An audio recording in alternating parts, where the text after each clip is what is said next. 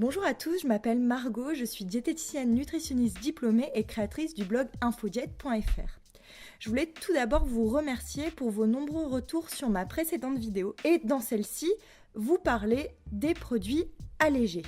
Qu'est-ce qu'un produit allégé? On peut trouver plusieurs allégations sur nos produits, par exemple le sans matière grasse, c'est-à-dire que le produit ne contient pas plus de 0,5 g de matière grasse pour 100 g ou 100 ml du produit. Pour un produit sans sucre, c'est la même chose, pas plus de 0,5% de sucre par produit. Pour un produit avec une faible teneur en sucre, il faut qu'il n'y ait pas plus de 5 g de sucre pour 100 g pour un produit solide ou 2,5 g pour un produit liquide. Et pour finir, les produits réduits en, allégés ou light. Ces produits en fait contiennent au minimum moins 30% du nutriment, donc de matière grasse ou de sucre, par rapport à un produit similaire. Pour comprendre un petit peu ce phénomène, je vais vous donner quelques chiffres. 3 milliards d'euros, c'est le chiffre d'affaires pour les produits allégés, donc light, réduits en 2016. Il n'y a pas d'étude plus récente, cependant, Xerfi, l'entreprise qui a fait cette étude, à l'époque disait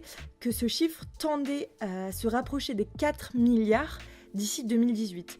Donc on ne doit pas être très loin de ce chiffre. C'est expliqué par un culte de la minceur. J'en parlerai dans de prochaines vidéos. Donc avec le culte du corps parfait, les réseaux sociaux qui nous mitraillent de corps parfaits et de pubs amincissantes. 70,3, c'est le pourcentage de Français qui consomment des produits allégés. Et 25% des Français en consomment très régulièrement. Les principaux consommateurs sont les femmes dans une tranche d'âge de 18 à 35 ans. Mais bien sûr, dans la vie courante, on peut voir tout type de personnes, hommes ou femmes, tout âge, consommer ces produits. Maintenant, on va voir comment justement les industriels arrivent à alléger ces produits. Prenons un exemple type, les thés glacés. Vous pouvez retrouver à peu près dans toutes les boissons un substitut allégé, noté light ou zéro. Comment ils font pour rendre un produit très faible en sucre? Ils substituent le sucre par des édulcorants. Alors un édulcorant, c'est quoi? C'est un sucre de synthèse qui est créé par l'homme et dont les propriétés gustatives sont similaires au sucre, donc le goût sucré est apporté par ces édulcorants. Cependant, il n'apporte pas de calories. C'est un avantage pour les industriels qui cherchent à alléger le goût en sucre. On peut voir que dans ce thé glacé, le sucre est substitué par un acésulfame K, appelé aussi acésulfame de potassium. Les édulcorants sont utilisés depuis très peu à l'échelle alimentaire.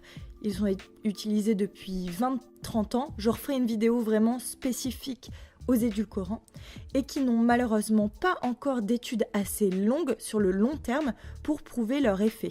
Cependant, les scientifiques s'accordent à dire que c'est l'acésulfame K ou l'acésulfame de potassium entraîne des risques pour la santé avec une hausse de cholestérol, des cancers, des problèmes aux poumons, de l'hypoglycémie, etc. Je fais une petite aparté dans cette vidéo pour vous montrer les ingrédients catastrophiques dans ce thé glacé, puisque les principaux ingrédients sont de l'eau, du sucre et de l'acidifiant.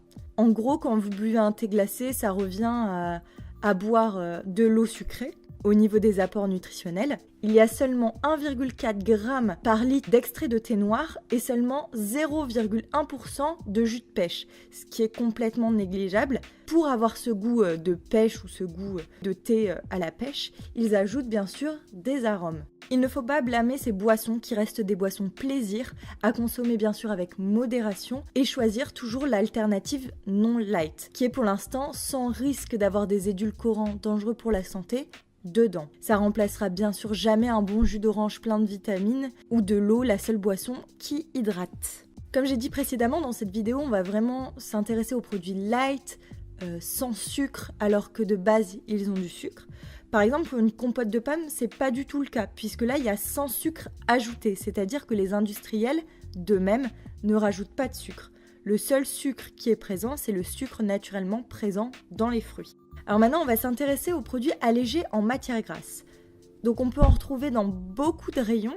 Les rayons des yaourts sont très riches en produits de ce type 0%. Donc on va voir un petit peu leur composition. Dans un yaourt nature 0% de matière grasse, on peut voir qu'il y a 4,5 g de glucides, des protéines, 4,5 g également, un petit peu de sel. Dans un yaourt nature, donc dans la même chose, mais où il y a de la matière grasse, on peut savoir que la composition en glucides et protéines est semblablement la même. Il y a juste un apport de 1 g de matière grasse. C'est vraiment négligeable. C'est plus que négligeable, 1 g de matière grasse, surtout que ça va servir dans le yaourt. Je vous l'explique tout de suite. Souvent, ce qu'on cherche dans un yaourt, c'est sa composition en calcium. Pour les os, vous connaissez la pub. Seulement, le calcium peut être absorbé par les os seulement en présence de vitamine D. La vitamine D est une vitamine liposoluble, c'est-à-dire qu'elle ne peut exister qu'en présence de matière grasse. Dans un yaourt nature avec 1 à 4 g de lipides, ce qui est vraiment négligeable, on a de la vitamine D, puisque là, il y a des matières grasses pour qu'elles puissent se synthétiser. La vitamine D va donc permettre l'absorption du calcium par le corps. Cependant, dans un yaourt 0%, il n'y a pas de lipides, il n'y a pas de matière grasse. Donc la vitamine D ne peut pas être synthétisée, empêchant donc la synthétisation du calcium. 0% est égal à minceur ? Pas vraiment. Déjà d'un point de vue goût, on peut voir qu'il n'y a pas énormément de différence. Je vous laisse avec un petit extrait vidéo réalisé par Studio Vrac pour que vous compreniez qu'il n'y a pas de différence organoleptique entre ces deux produits.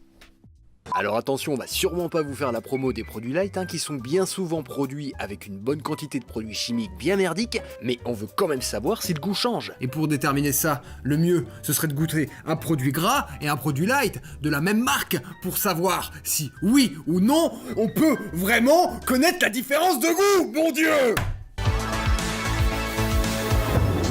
On est parti sur une petite cafetière de myrtille.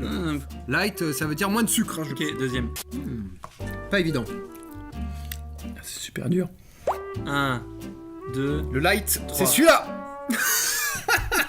Comme vous avez pu le voir dans la vidéo, c'est très difficile de savoir lequel est allégé et lequel ne l'est pas. Ça, c'est pour le goût organoleptique. D'un point de vue un petit peu plus scientifique, quand on prend un produit light, par exemple un yaourt comme vu précédemment, on se dit c'est light, c'est pas grave. On a tendance à surconsommer le produit, c'est-à-dire en manger un deuxième. C'est ce qu'a prouvé Catherine Appleton, une professeure en psychologie et chercheuse, qui démontre que les produits allégés ont tendance à ouvrir l'appétit, ce qui entraîne une surconsommation du produit par la suite. Voilà, j'espère que ça vous a plu.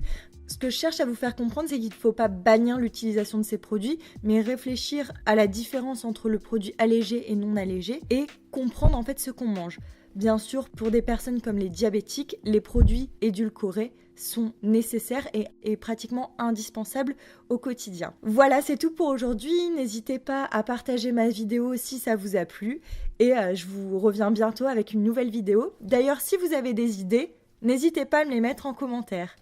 Vous pouvez retrouver également la vidéo de la dernière fois et vous pouvez cliquer sur mon petit logo pour vous abonner.